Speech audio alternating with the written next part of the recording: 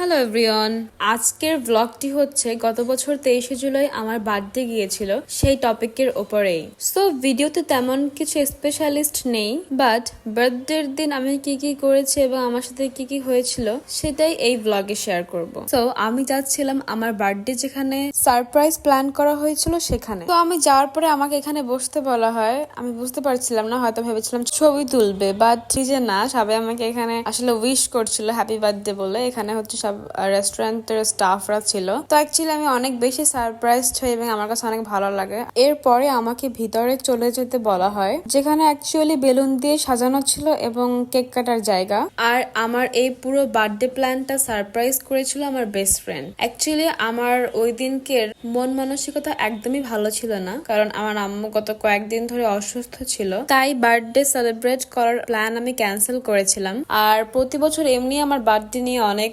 Plan থাকে। আমি আমার বার্থডেটাকে অলওয়েজ অনেক বেশি প্রায়োরিটি দেই, ইভেন ট্রাই করি যে এই দিনটা আমি অনেক বেস্ট কাটানোর। বাট আমি তো প্ল্যান ক্যান্সেল করেছিলাম।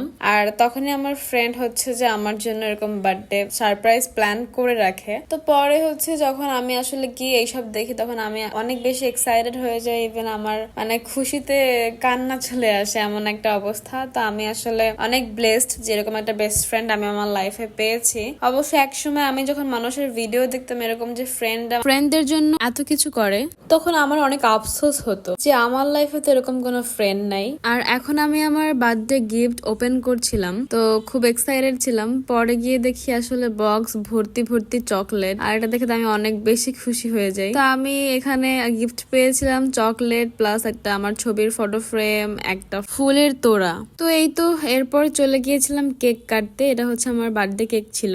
আর আমার এই বার্থডেটা সেলিব্রেট করা হয়েছিল ধানমন্ডির একটা রেস্টুরেন্টে, যেটা অবশ্য এখন আর নেই, ক্লোজড হয়ে গেছে। দ্যাটস ওয়াই লোকেশন আর দিলাম না। এরপর কেক কাটা শেষে কিছুক্ষণ একটু দুষ্টুমি করে পরে বাসায় চলে আসি। সো আজকের ব্লগটা এই পর্যন্তই। ভিডিওটি ভালো লাগলে অবশ্যই লাইক এন্ড কমেন্ট করে দিবেন। আল্লাহ হাফেজ।